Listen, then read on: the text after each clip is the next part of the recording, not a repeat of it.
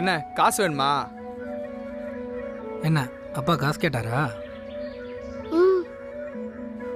கொடுக்காத மணி, இங்க ஏடிஎம் இருக்கு, நினைச்சோன்னு பணம் எடுத்து கொடுக்கறதுக்கு. இந்தா நீ போ. அப்பா புது படத்துக்கு பாட்டு எழுதிட்டு இருக்காரு சார். பணம் வந்தானே கட்டாயமா திருப்பி கொடுத்துருவாரு. இவங்க அப்பா பெரிய கண்ணதாசன். சினிமா கம்பெனியெல்லாம் பாட்டு எழுதி வீட்டு வாசல்ல நிக்குது. பொழைக்க வழி தெரியாம இதெல்லாம் ஒரு பொழப்பா? இதுல இவன் கடன் கேட்க வர மாட்டான். படிக்கிற பிள்ளைய கடன் கேட்டு பிச்சை எடுக்க வைக்கிறான். அவனுக்குலாம் எது குடும்பம்? பாவம் விடுங்கடா, அந்த புள்ள மோத்துக்காத்தானே செய்யறோம். மீனு, அந்த தீப்பெட்டி எடுமா.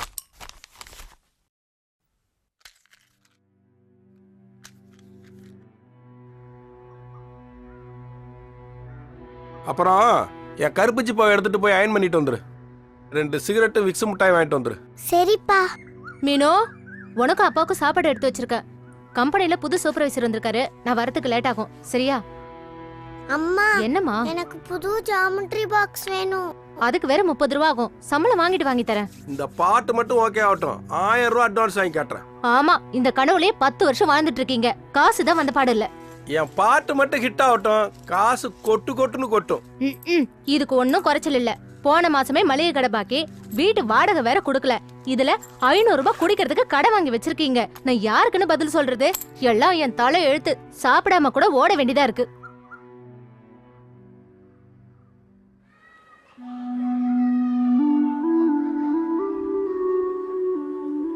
உங்க அம்மா வந்தா பாக்கி கேட்பாங்கன்னு ஒன்னு அனுப்பிட்டாங்களா? இல்லண்ணே, அப்பா சிகரெட் வாங்கிட்டு வர சொன்னாரு. போன மாசமே பாக்கி தரல, இதுல சிகரெட் வேற. அம்மா நாளைக்கு கண்டிப்பா கொடுத்துருவாங்கண்ணே. சிகரெட் கொடுங்கண்ணே, அப்பாவுக்கு லேட் ஆகுது. சிகரெட் எல்லாம் இல்ல, உங்க அப்பா ஒரு நாளைக்கு பீடி குடிக்க சொல்லு.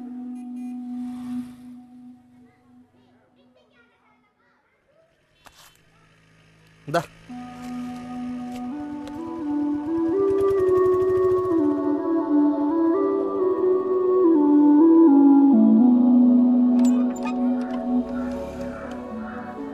அண்ணே, அப்பாவோட சிப்பா தேய்ச்சி கொடுங்கண்ணே. ஏமா ஒவ்வொரு தடவை வந்து இப்படி ஓசியிலே தேய்ச்சிக்கிட்டு இருந்தா என்னமா அர்த்தம்? கொடு.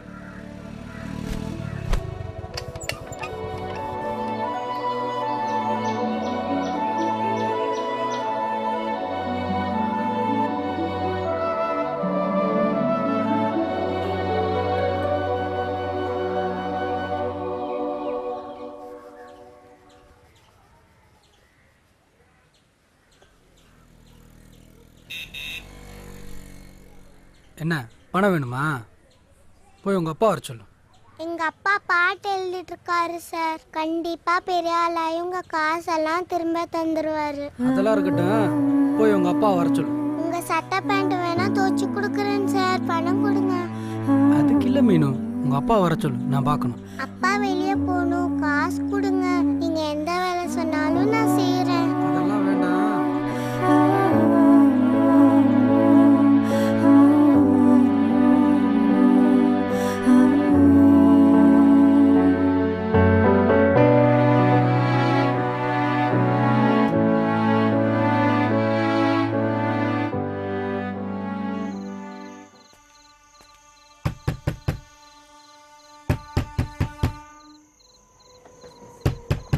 சார் ஒரு நிமிஷம். என்ன? உங்களை தான். நீங்க பாட்டு எழுதுறேன் கவிஞரான்ட்டு ஏன் சார் படிக்கிற பிள்ளையெல்லாம் காசு கேட்டு அனுப்புறீங்க? அது ஏன் பொண்ணு, அதுல என்ன தப்பு வந்துடுச்சு? அறிவுலாம் பேசாதீங்க சார். உங்களுக்கு பணம் வேணும்னா நீங்க போய் கேளுங்க சார். மீனு கஷ்டப்படுறதுனால பார்த்துட்டு இருக்க முடியாது. உங்களுக்கு இஷ்டம் இருந்தா கடன் கொடுங்க, இல்லாட்டி கொடுக்காதீங்க. அதுக்காக இப்படி எல்லாம் அட்வைஸ் பண்ணாதீங்க. ஏம்பா கதவு தர. என்னப்பா? போன மாசம் மளிகை ஜாமான் பேலன்ஸ் தரல, எப்பதான் தருவிய? இதுல வேற பொண்ணு விட்டு சிகரெட் வாங்கிட்டு வர சொல்லியா?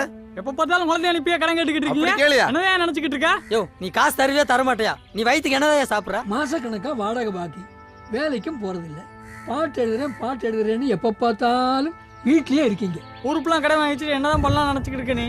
சண்டை போடாதீங்க. எங்க அப்பா வாங்கின கடன் எல்லாம் திரும்ப கொடுத்துருவாரு.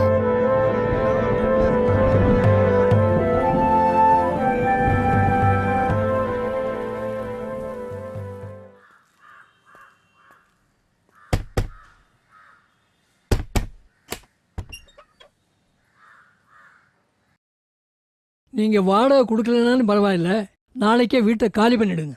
எதுக்கு? தற்கொலை பண்ணி செத்து கித்து தொலைஞ்சிக்கிட்டீங்கன்னா அப்புறம் போலீஸ் கேஸ்ன்னு என்னால அடைய முடியாது. நீங்க காலி பண்ணிடுங்க. சாவறதா இருந்தா கூட 10 ரூபா கடன் வாங்கி தான் விஷம் வாங்கணும். கவலைப்படாதீங்க, சாவலாம் மாட்டோம். வீட்டை காலி பண்ணிக்கிறோம்.